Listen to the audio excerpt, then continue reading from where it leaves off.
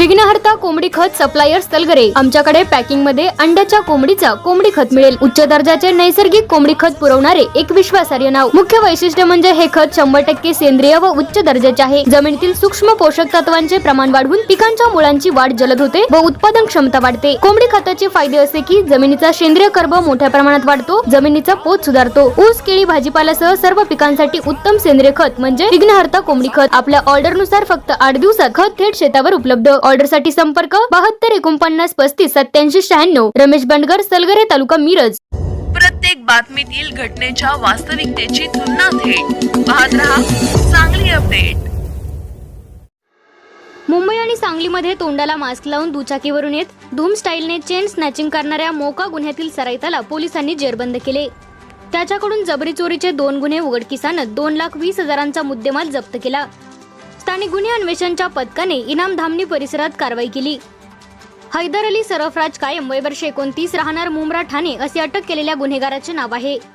दरम्यान सदरचे गुन्हे हे त्याचे साथीदार इम्रान इराणी, राहणार आंध्र प्रदेश आणि सादक इराणी, राहणार गदग, कर्नाटक यांनी मिळून केले असून ते दोघे पसार आहेत।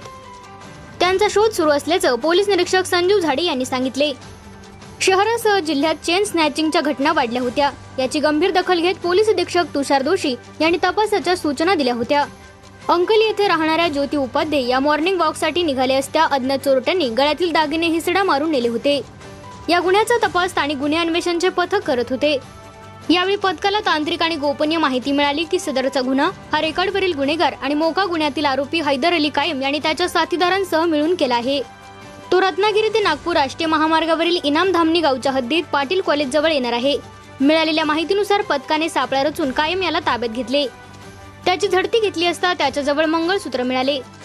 त्याच्याकडील दुचाकी आणि सोन्याच्या दागिन्यांबाबत चौकशी केली असता त्याने सांगितले की अंकली येथील एका महिलेच्या गळ्यातील मंगळसूत्र हिसडा मारून चोरले आहे। तसेच सदरची मोटरसायकल त्याचा साथीदार इम्रान इराणी याची आहे। मोटरसायकल बाबत चौकशी केली असता ती मुंबईमधून 2024 साली चोरल्याचे तपासात निष्पन्न झाले। यावेळी दुचाकी आणि दागिने जप्त करत त्याला सांगली ग्रामीण पोलिसांच्या स्वाधीन केले।